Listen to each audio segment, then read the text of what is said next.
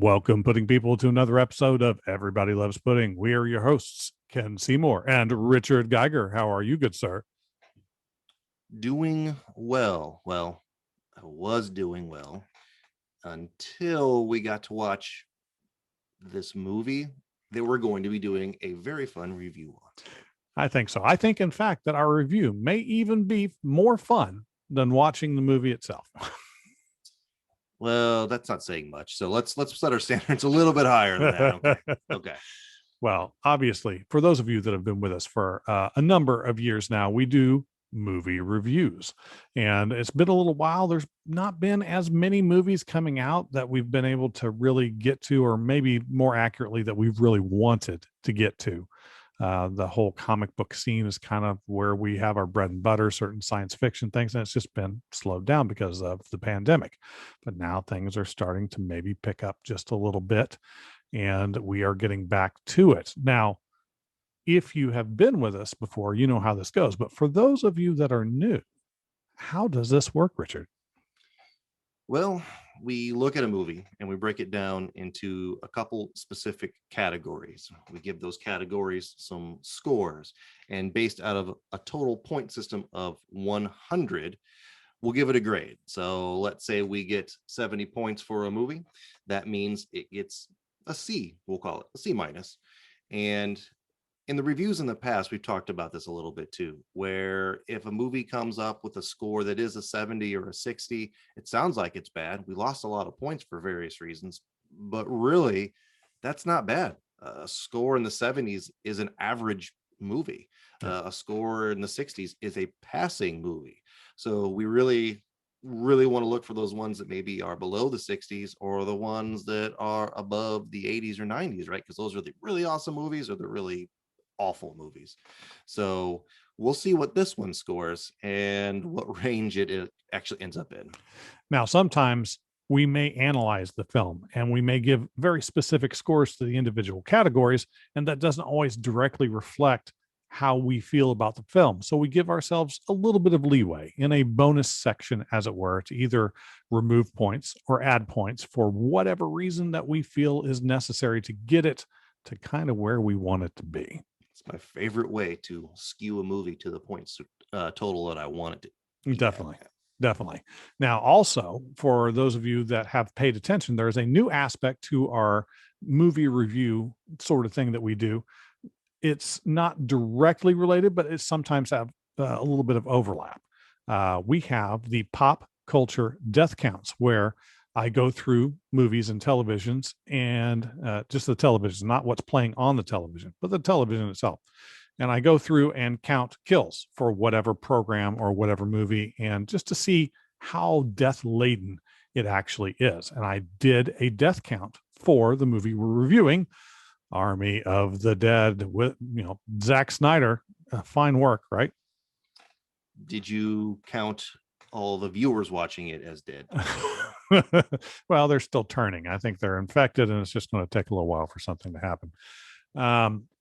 But yeah, so you have a little something to kind of look at. If you go to our website, everybodylovespudding.com, there's an entire list. So if you feel like it while you're watching this, you can take a look at the death count, because it is there, and it kind of goes through a little bit of kind of actually some of the issues in some ways that were had with the film, because it spilled over into understanding what is a kill, what does a zombie mean, all that sort of stuff. So we go into it. It actually is currently ranking very high on our list as of its release, number 2 on our list as of its release. So it's a lot of dead people. It is quite a bit. But let's just kind of jump on into it. The first category that we're going to tackle, we often like to start in this particular section because it's easier and it kind of sets the tone, because this individual is at the reins. They are the person that is setting the tone for the film. So we're going to go with director. It has up to 20 points that it can be assigned. And this particular director, we've had some experience with him. We reviewed very recently the Snyder Cut for the Justice League. And of the things that he's done, that might be one of the best things that he has done. and he's got a distinct, well, We'll get there. opinions may vary on that one, of course, too, but he's got a very distinct style. If you like slow motion and weird music overlays, then hey, Zack Snyder is your director of choice for sure. But he's had some other movies in the past. We've talked about 300, for example, and how I think 300 is just a not great movie and overrated, and lots of people really like that movie. And he's done lots of other items here and there too, more recently in the DC world. But you could tell that this was a Zack Snyder movie, um, and it really showed.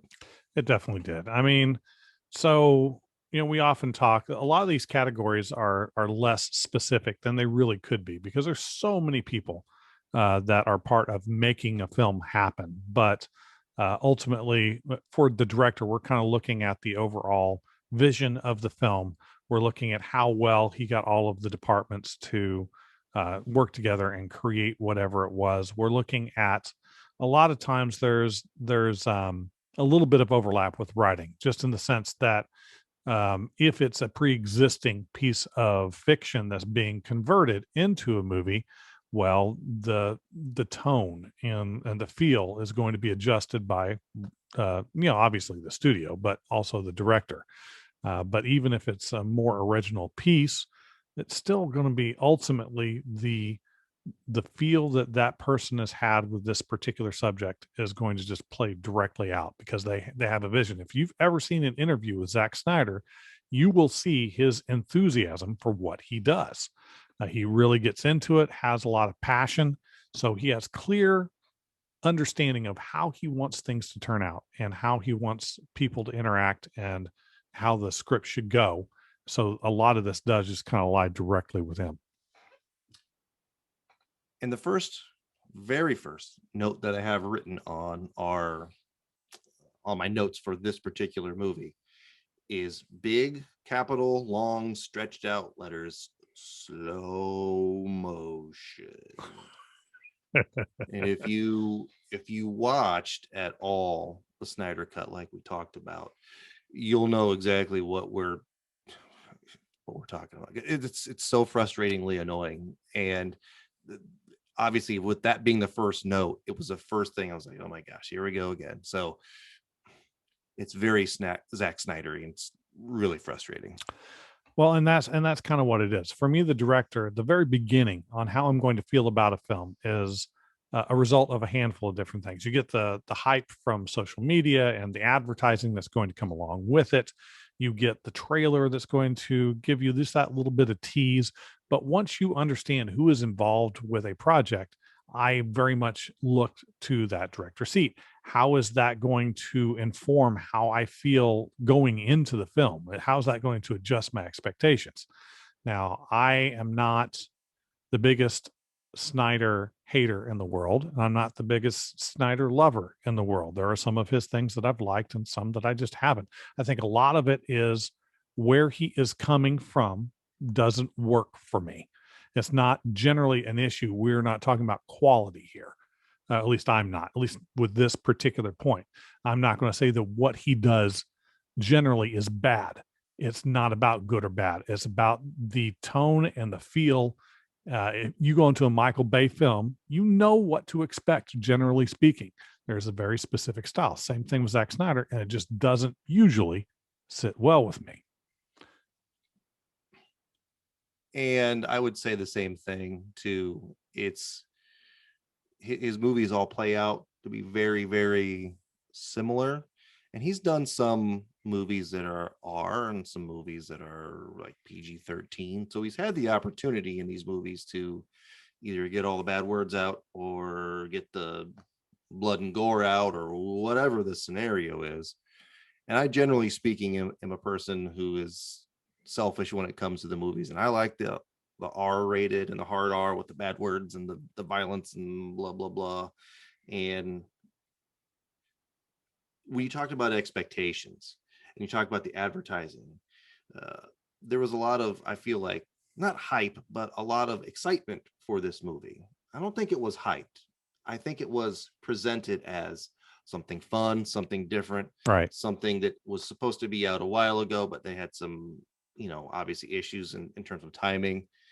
And for I think both of us, we had really tempered expectations on what this movie would be, knowing that it was a Zack Snyder movie.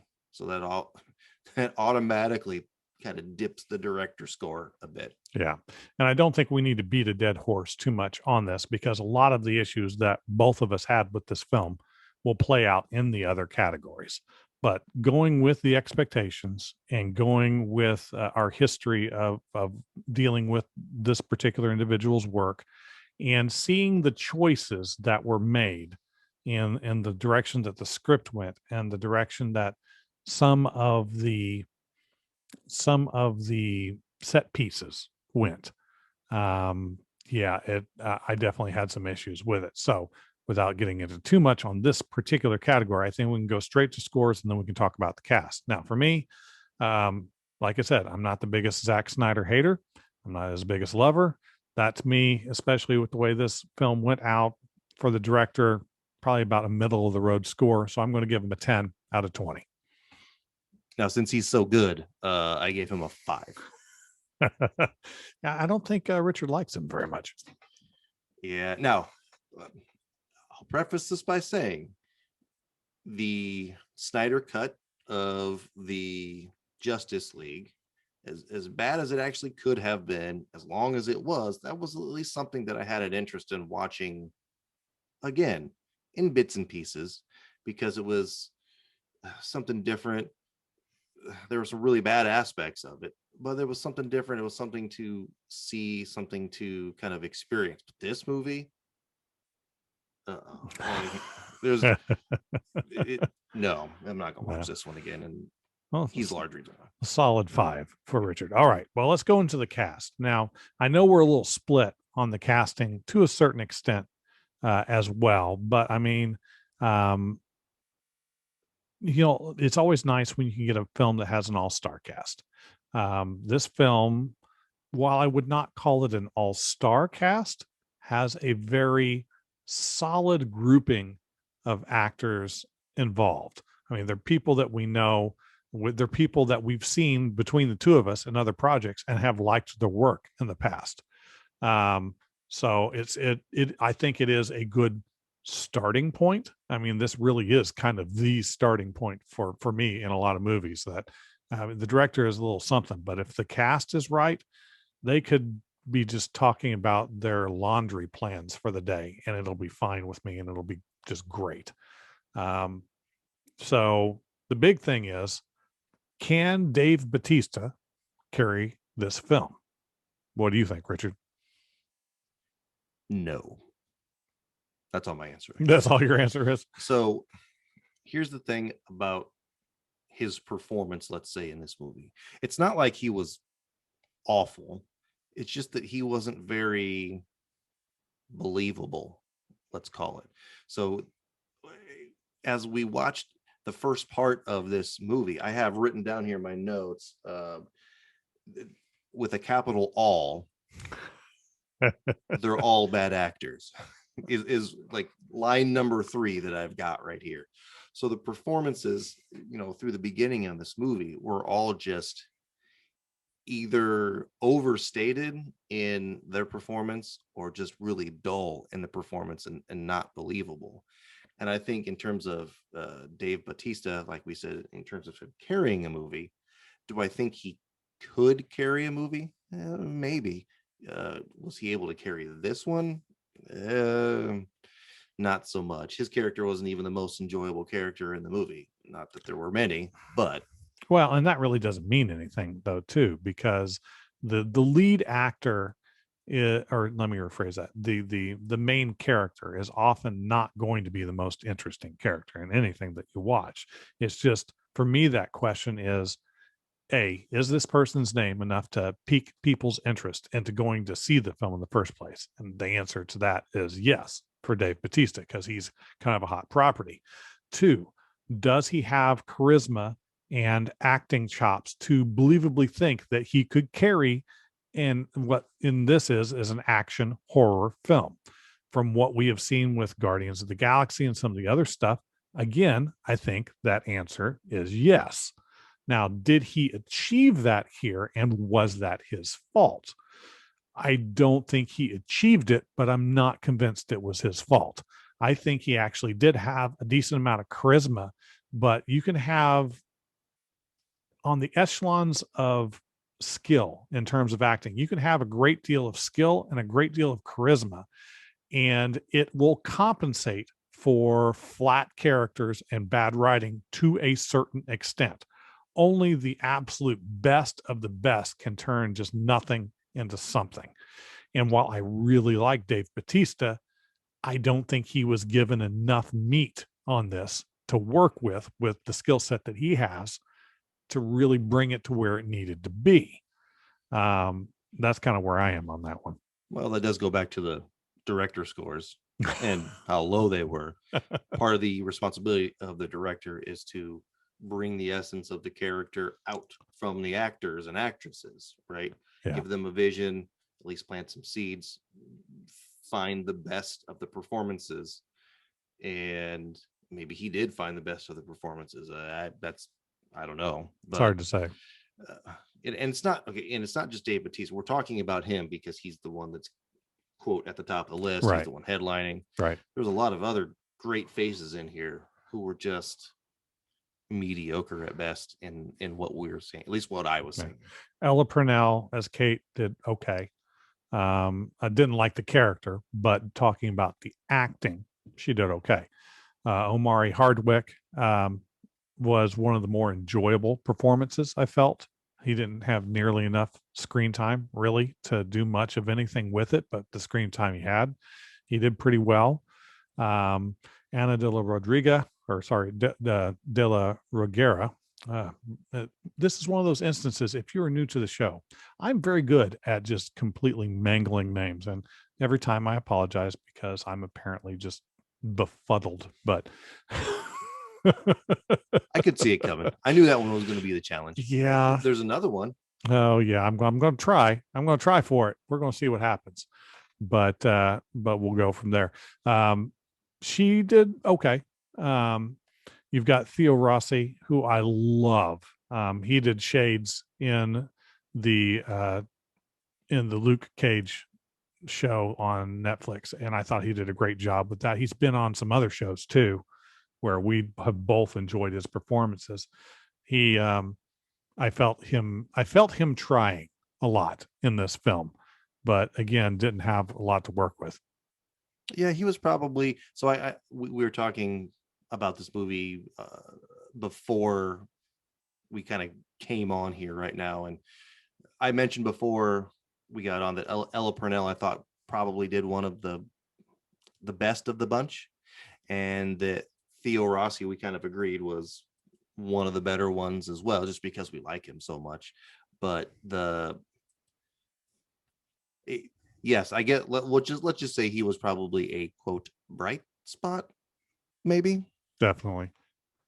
And some of the people that we've got on this are maybe not so familiar. I'm not real familiar with Matthias Schweighöfer, but as Dieter, I thought he was decent.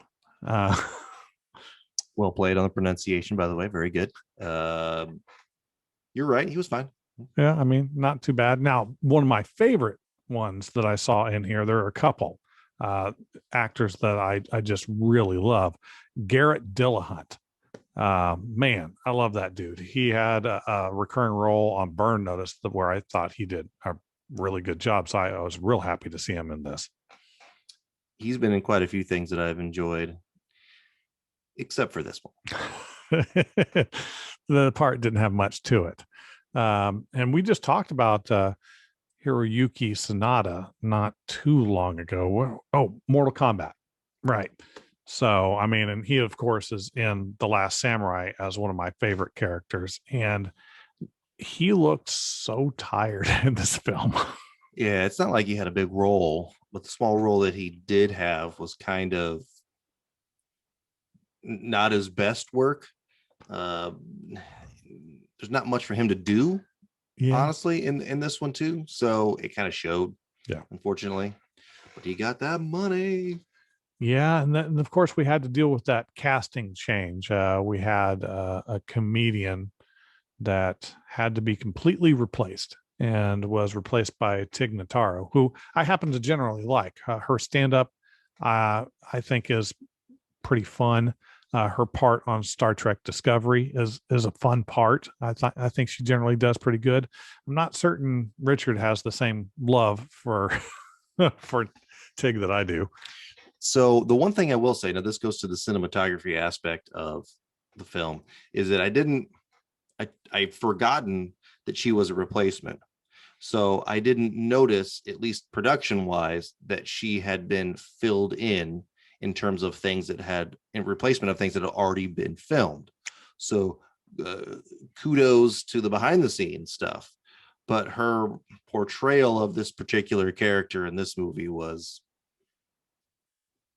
okay, kind of cringy at times, but like Yeah. not awful. Well, we're not talking about like Matthew Broderick awful here. We're just talking like not very good. Now, don't bring Matthew Broderick into this. We're not talking about Godzilla. We're not talking about the best 80s movie of all time, Ferris Bueller's Day Off. But He would have played a great zombie. One of these days, I'm going to get him. I'm going to get him on the show, and I'm going to have him just berate you. That's going to be the most fun episode of all time, and we will explain to you why he is fantastic. But enough about that. So basically, you see what we're getting at here. This is a solid cast, generally speaking. If you see these names, you think, "Oh, that's pretty good," but it doesn't feel like it reflects in the product of the film. So, what does that make your score? That gives me still kind of a middle road thing. I'm going to go with 11 out of 20. I was similar. I did a 10 out of 20. Yeah. So I mean, not the worst that it could be, but not what we would necessarily hope. It's not as awesome as, say, these ads. Don't forget, Pudding People, to catch us on all of our social media to keep up to date with what's going on in the world of pudding. Where are you most active, Richard? Well, you could see some of my activity on our Instagram account. Would that happen to be at Pudding Guys? That one would, yes. Amazing. You know what? That is also our Facebook. So you can about once a month see it. If you're lucky. If you're lucky, we'll post something on Facebook. We're probably most on Twitter at Real Pudding Guys. But of course, you can catch us on Patreon as Pudding Guys. That's right.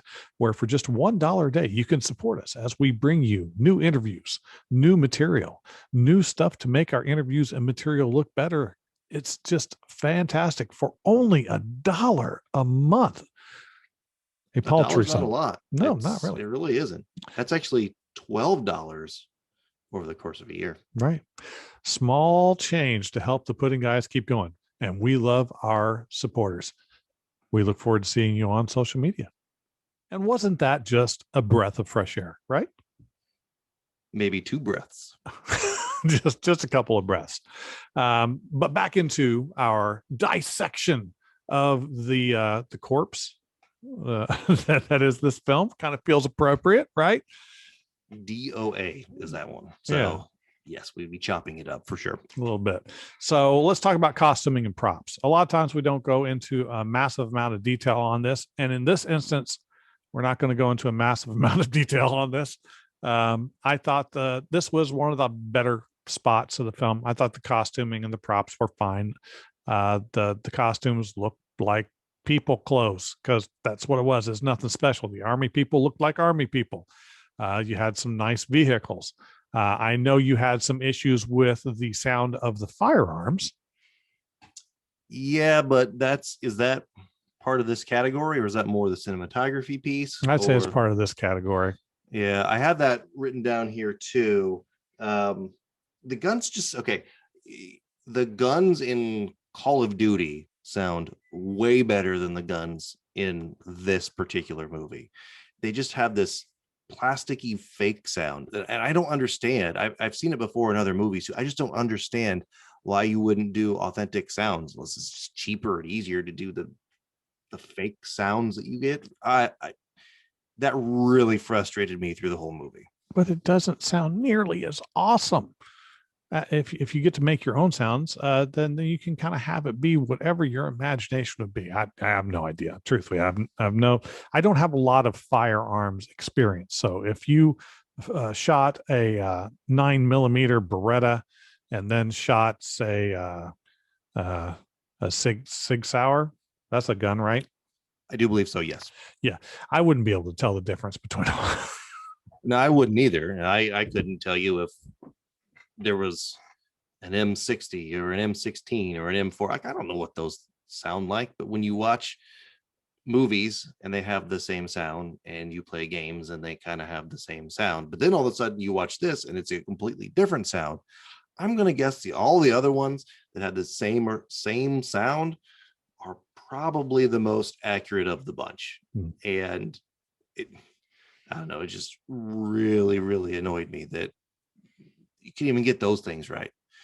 And had I known that that was going to be included in the cinematography, the costume and props, I might change the score. But anyway, this score is fair because the rest of the things, you're right, we're pretty good. Like the clothing that was all torn and tattered, and then of course you had zombies that were in different, quote, Las Vegas style attire.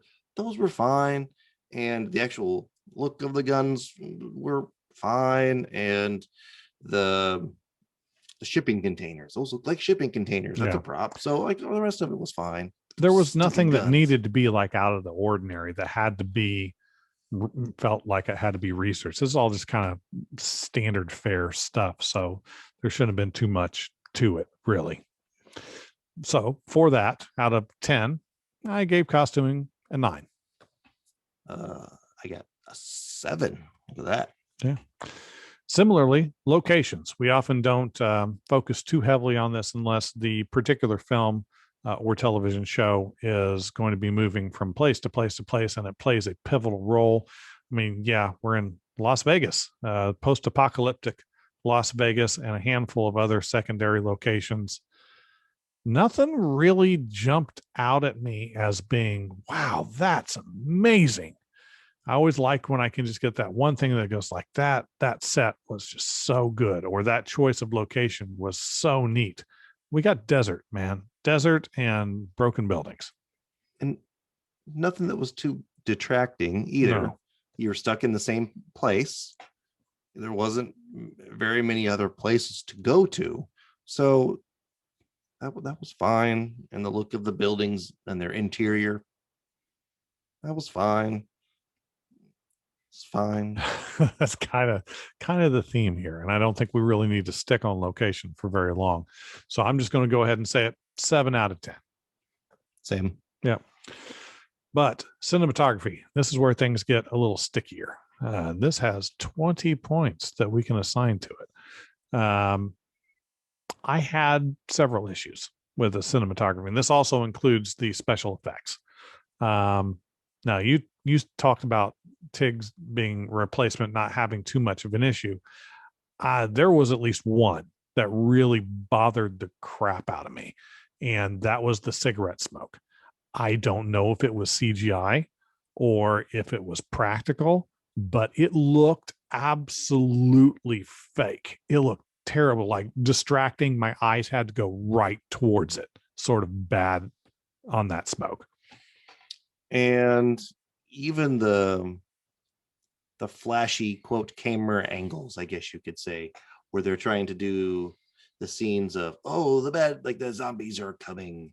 And then what was it, me, or were there some times where it had this weird lighting to it as well? Yeah, it's just like a tone thing. Yes. And having Zack Snyder, I would say, has different set tones and different scenes, and that's fine. That's part of your directing style. But there's just some where it was like when they went outside and they're going from one building to another, and it was sunlight outside. It didn't look like it was sunlight. It looked like it was Washed out. washed out. And I know that's probably something or filter that they're trying to apply to make it look a certain way, but it just looked off. Yeah. I don't know. Well, and I understand that trying to get a kind of a washed out wastelandy feel, but just because something's a wasteland, it doesn't mean that everything's going to blend into each other. It's basically what that ended up achieving, and that was not helpful.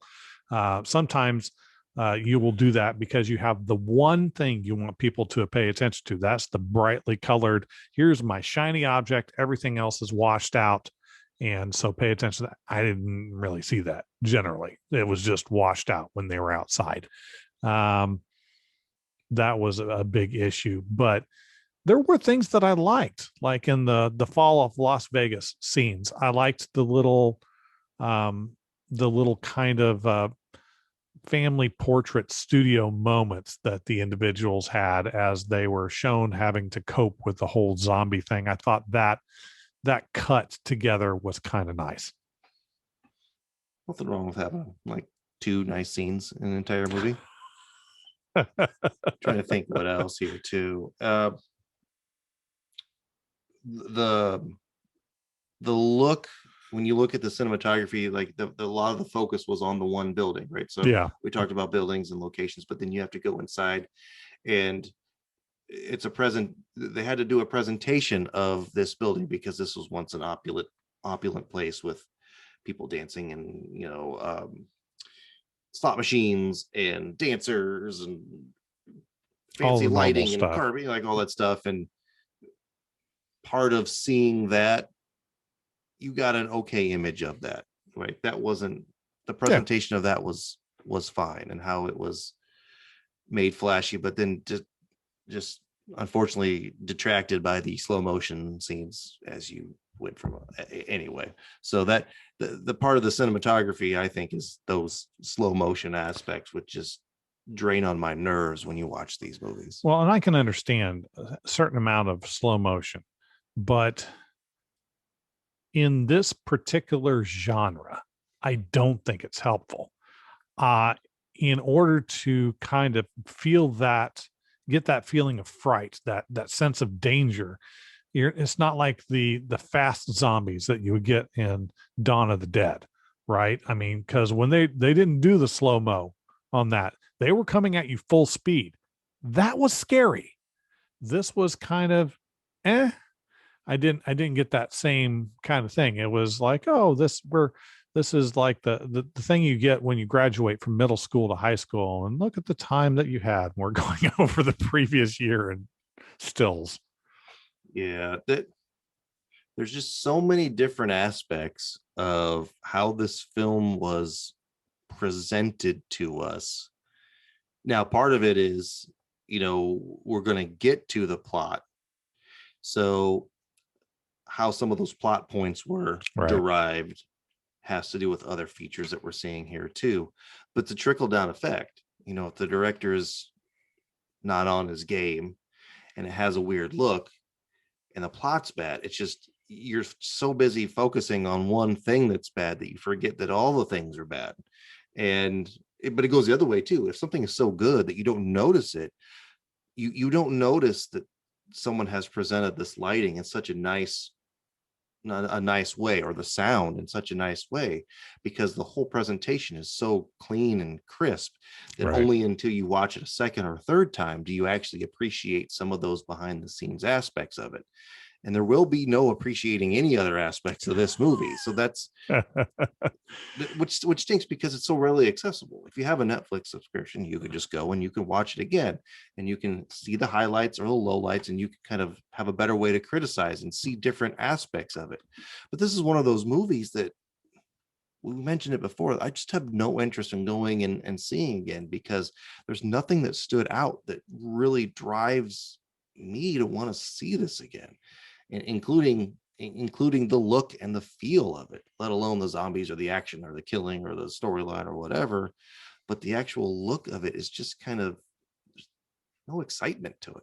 Well, so, and here's a perfect example with the CGI that I think plays into this. One of the what should have been the crowning stones of the tiara that was the CGI for the film, I think is supposed to be the zombie tiger, which, beyond the fact that it's just stupid, um, I didn't think looked all that great. I mean, so it's supposed to be this just um, massive tiger that's zombie, and it's supposed to be menacing. And I just looked at it, it's like, well, it looks messy. Um, I just it didn't do anything for me. It didn't jump. And I've mentioned this before in some of our discussions. If you watch the Avengers movies, in particular the ones that have Thanos, so like Infinity War and Endgame, Thanos isn't exactly polished in those. No, And only after you watch it a couple times do you just think, yeah, his character could be presented better in terms of CGI. But it's not, when you watch the first couple times, it's not anything that you're like, no, it well, doesn't that jump was out bad, at you. or Not like really. that. But the tiger, you're right, it's just like, oh, a zombie tiger, and then it's just like, meh. Or the zombie horse. Why is there a zombie horse? All right, we'll get back to that one. Well, that's the plot. Why are there zombies? But that's a whole other, it's a whole nother thing. The framing I thought was okay. There's nothing in the framing that really messed with the scene transitions. I thought were mostly okay if you bar the normal Snyderisms going from scene to scene. Um, That brings up a good point, though. Um, our subscription for Netflix is just HD. I think most people's are. So when you watch this movie, you watch it in the traditional HD 1080p.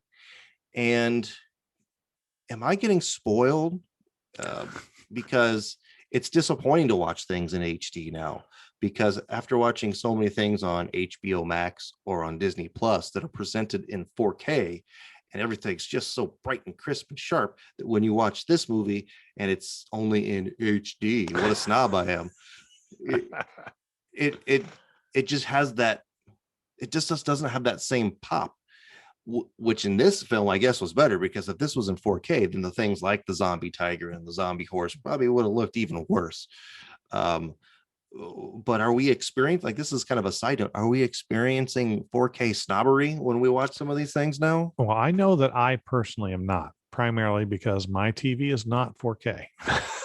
So I've never had to deal with that. Fair enough. A lot of those ones that I've watched recently, and I have notes on it in a couple different things. So on HBO Max, which we've commented on before, has a lot of great things that are on it. But a lot of the premieres, so things like, for example, Mortal Kombat, that first month, or Wonder Woman, Right. those were presented in 4K. But then some of the HBO premieres, not the Warner Brothers premieres, but the HBO premieres are presented in HD. So I go in to watch Tenet, and I'm like, great, this big, fancy, amazing looking thing. I'm going to watch it in 4K. And it's just like, oh, HD. Awesome. Such a snob. I'm such a snob. I'll wait for it to hit disc. So that's one other minor thing that I noticed about this, which falls into the cinematography Right. category, plus the pixels. There's definitely, There's some weird pixel things going on. I had to go up to my TV and look at it closely to think, is my TV going out? And you can read some articles on it too, that it was either a Netflix delivery thing, or when they're doing the production for it, they failed, because there's definitely some scenes where there's just random pixels out on the display. So yeah, it's very strange. boo to you, cinematography. So for all of that, I still thought the presentation was, while not the worst in the world, it was okay-ish. I'm going to give that a 10 out of 20, I think. And for all my bad words about it, it could be lower, but I gave it a 10 as well. Yeah. So now to the meat and potatoes, the place where most films and television go to succeed or to die on the vine. We're going to talk about the plot and writing. Now, we've already had some spoilers, and I try to remember to say this ahead of time. And often before, in our older reviews, we would say, here's the spoiler-free kind of general thought process. And we didn't do that this time. We're going to get back to it. But this is where the super heavy spoilers come in. So if you've been listening to this point, and you still haven't seen the movie and you think you really want to, you'll probably want to stop, definitely hard stop here, and then watch it and then come back. But yeah. So let's get into tearing this thing apart and talking about all of the things about it that we had issues with, because it's pretty clear by now for anybody listening that they know neither of us like this very much. Okay, so how about I'll start. I've watched a lot of zombie films. I love zombie films, kind of. It depends on how they're presented. And I think it's clear to me that Zack Snyder also loves zombie films. But the way that he approached it, he embraced some of the things that are in a lot of zombie films that annoy me to no end. I do not like zombie films that decide to say, hey, there's a zombie outbreak. What caused it? Yeah, no, we're not really going to tell you. Well, what does it mean to be a zombie? Yeah, we're going to play fast and loose with that. Not really going to tell you. Okay, that irks me. Well, we know what caused the outbreak. Yeah, which was the mysterious transportation situation that you're driving this highly classified thing through the desert with a couple trucks in support. Right. And it's coming from supposedly area 51. But let's drive it through Vegas. That makes sense. Yeah, why not? But it's such an important thing. Let's just put it basically in this sealed up little steel box. It's like an RV. Cool. It's really important. So let's have some support around it. Yeah, okay. Well, there's a couple Humvees around it. Cool. That's it. Good job, guys. And then when the whatever it is emerges, these trained soldiers. So, like, one, why did they crash to begin with? Like, how easily distracted are you if you're the one driving the vehicle? Right. The word, this whole 5-minute sequence is just makes no sense, straight garbage. But then when they're trying to shoot the zombie, I guess the zombie's invincible at this point, or yeah, none of the bullets soldiers, do nothing. They can't shoot the zombie in the head. No. But that whole sequence of what is zombie, why is zombie, we get nothing mystery, and that just that whole sequence just is the straight frustration level of it's this type of movie. Yeah. Okay. I mean, and you were talking about, it's like, okay, this is the military, so it's in Area 51. They know what it is, even though we don't know what it is. They know what it is. They've had it around for some time, clearly. And why they're moving it, yeah, we don't know that. Okay, but if you're going to move it, and there's a realistic reason for you to move it, why would you not have, like, not a nuke, but something that would just cause it to incinerate if anything went wrong? There's no reason to not have that on there. Any military organization that I know of that would have this would have a fail-safe like that. Also, the troops would have a fail-safe plan, some kind of plan. You don't even have to tell the troops what's in there if you want to be secretive, but you can say, hey, if things go really wrong, here's what you do.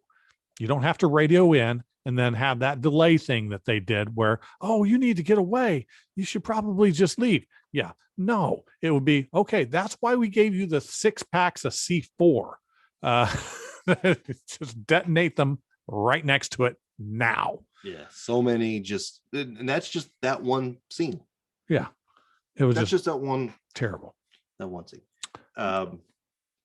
So we kind of get introduced to the characters, right, and their stories are normal people that end up having to deal with zombies. Yeah. Which that part I didn't have a problem with. That kind of gives you the flavor of how things went bad at a very, very surface level, and they don't really dig into it further, which I'm annoyed with, but I don't really blame the film on that one, because this isn't the kind of film that's really going to examine that. Yeah, this isn't the behind the scenes. It's an event after the scenes have already kind of made their way in. So I could come to grips with that.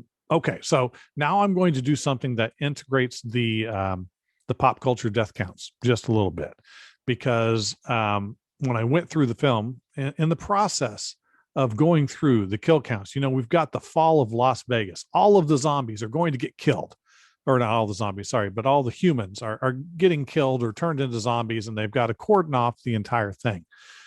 We get a kind of interesting thing at about the 14-minute mark, just under 15 minutes. So you see in the film that the entire bit of Las Vegas is being surrounded by these crates, these containers. And if you're quick enough and you look, they give you a graphic on the news program about how many containers there are and what the size is. Neat. So the graphic says that there's 3,712 containers, and that it creates a border that is 42,240 yards long, containing 72 square miles. Awesome. But actually do the math to that. When we look at it, the crates are stacked 3 high, which means that each container is approximately 34 yards long. Do you know any shipping container that is 34 yards long? Just doesn't work. So there's some small bit of math error in there. Now, maybe it's mine. Maybe I'm not understanding something. I don't think it is. Seems pretty self-explanatory from the graphic that they give. Plus, with the 72 square miles, if you actually look at the census map for Las Vegas, it don't match that. They give you the graphic on the screen where the circle is around, which is smaller than Las Vegas. But if you look at the census map and look at how the mileage is put out, there's about somewhere between 40 and 50 square miles that you can see on this map. So, and that's the whole area, not the small little circle they made. So is it just the small circle that is done, or is it the whole thing? And then it's real uncertain and ambiguous. And that also irked me just a little bit.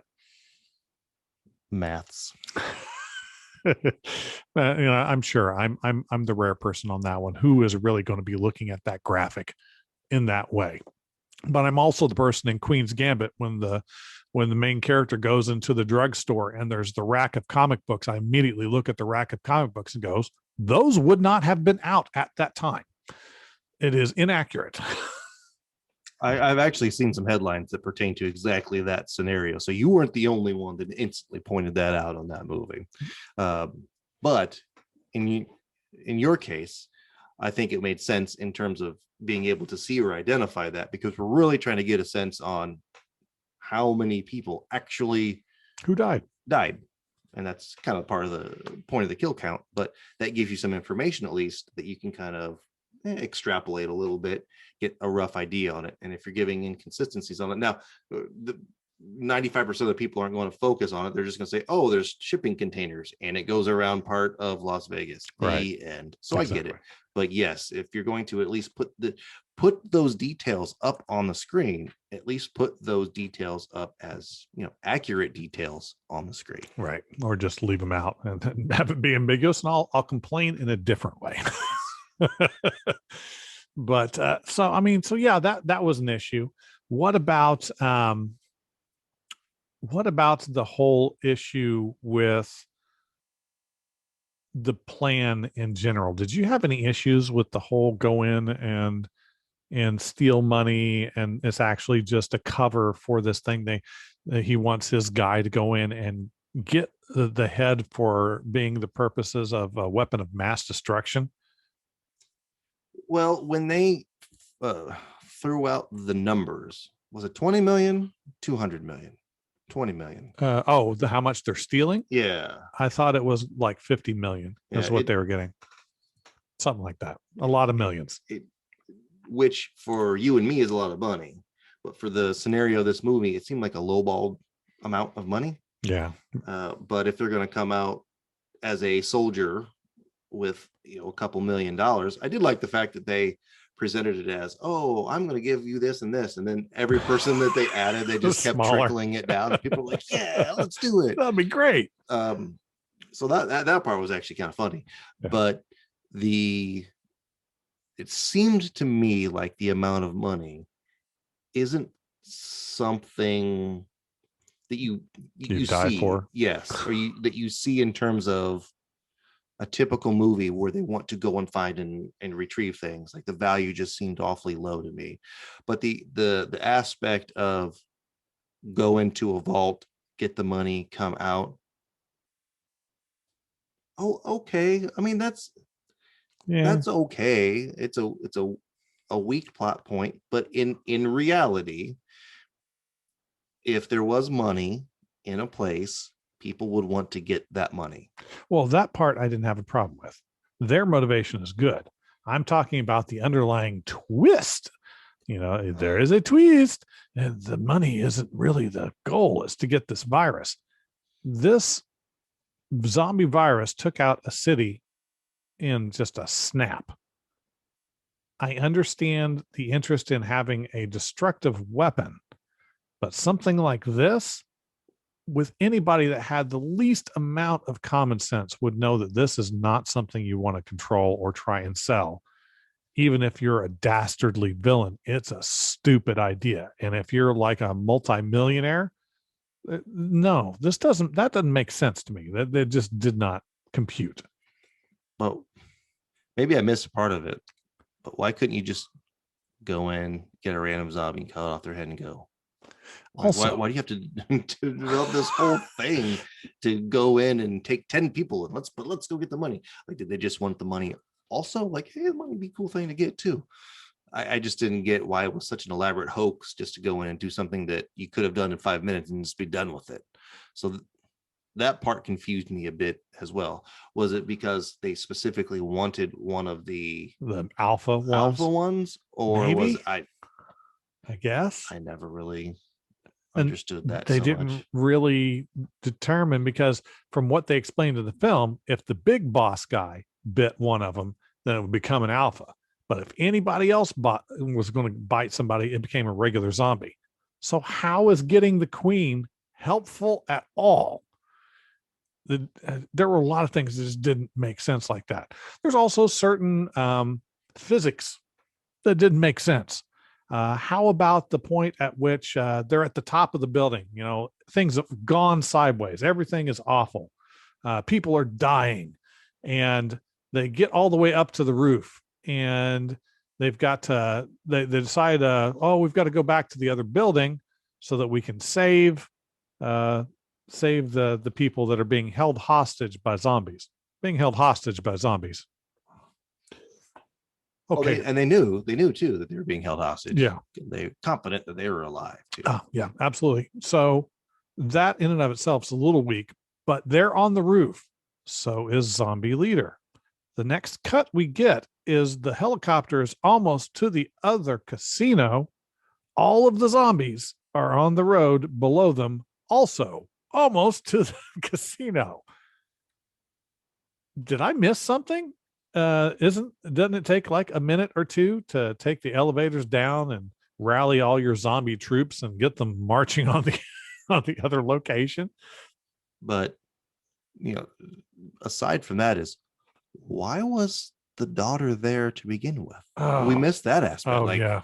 Jeez. We're gonna form this team and we're gonna have military hardcore people and blah, blah, blah, and then my kid's coming. Okay. It's like you couldn't tell instantly that when they decided that. First of all, you're like, why?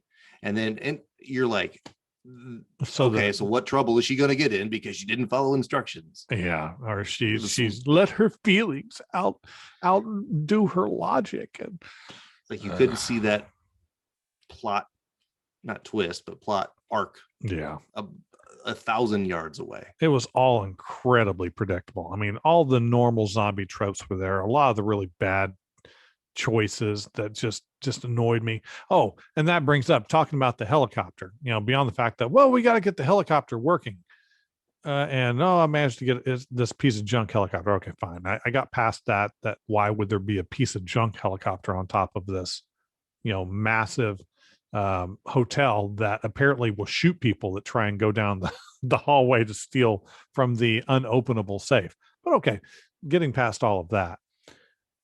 Anytime there is a helicopter in a movie, there is going to almost always be something like this, a fight that happens on the helicopter. And when the fight is on the helicopter, what's going to happen? Pilot's going to get shot every single time. Just stop. Just stop. We don't, that is not what I want to see. Do something original. I mean, yes, this time the pilot didn't die, and a lot of times they do, at least not immediately. But it was enough to have it be that thing where, oh no, we can barely control and there's going to be a crash. Oh, just no. Just no. And it was very Aliens was the plot. Oh, I've got to go save the little girl. Right. I mean, she's not a little girl, but got to go save her. You be here. You be here. And then they get back there. She's not there. Oh, but wait, she is there. Yeah. I was like, wow, even that scene, just not original in the least. So it was just. And what happens in most hack versions of zombie films? How does the film end?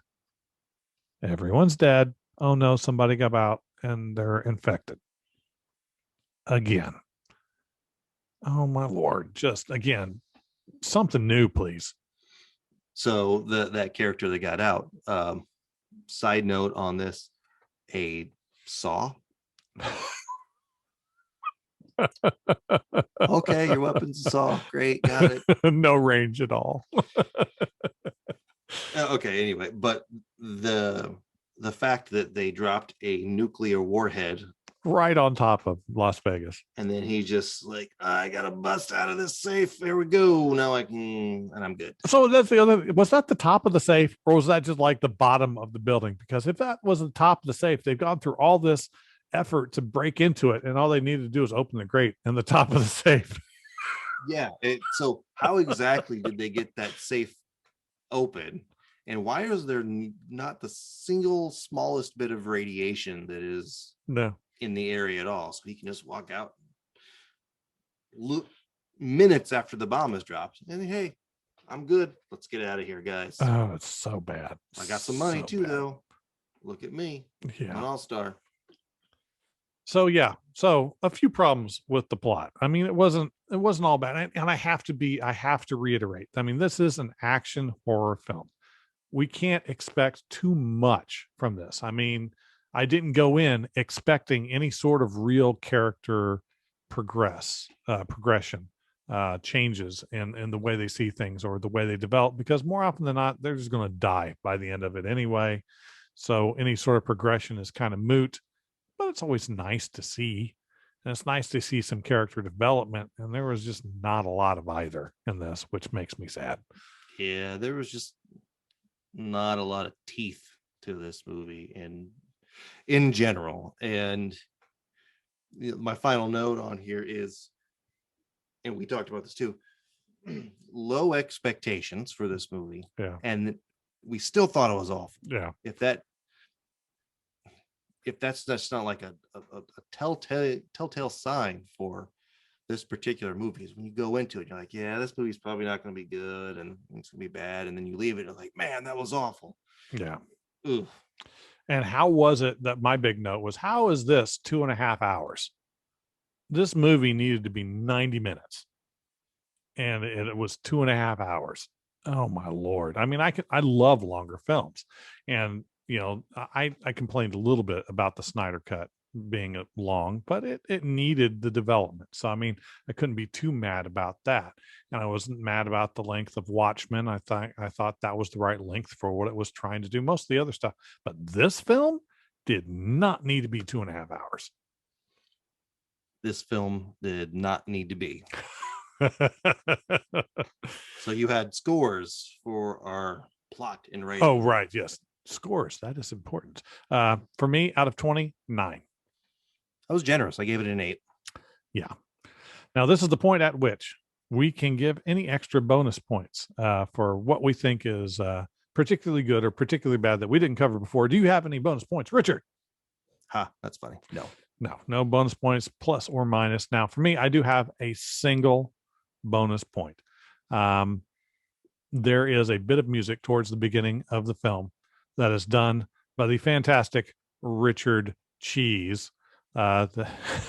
somebody I'm always entertained by that takes songs and makes them into cheesy lounge songs. And it's so much fun. And as soon as I heard him sing, it's like, oh, they got Richard Cheese for this. This is great. So there's a nice little bright point. So I got to give 1 point for that. Now that gives our final scores on a scale of 1 to 100. For me, 57. How about you, Richard? Not the worst movie I've reviewed, but a 47. Yeah. So for me, 57, that puts us in just under D minus. So in the F territory, unfortunately, which means also Richard's score is an F. Yes, a score of 50 or a score of 0 is still an F, no matter how you look at it. So yeah, pretty bad all around. Yeah. But yeah, we want to know what you think. Definitely let us know if you think that this was actually a fantastic film. Shout us out on Twitter, talk to us on Instagram, all that sort of stuff. We're about to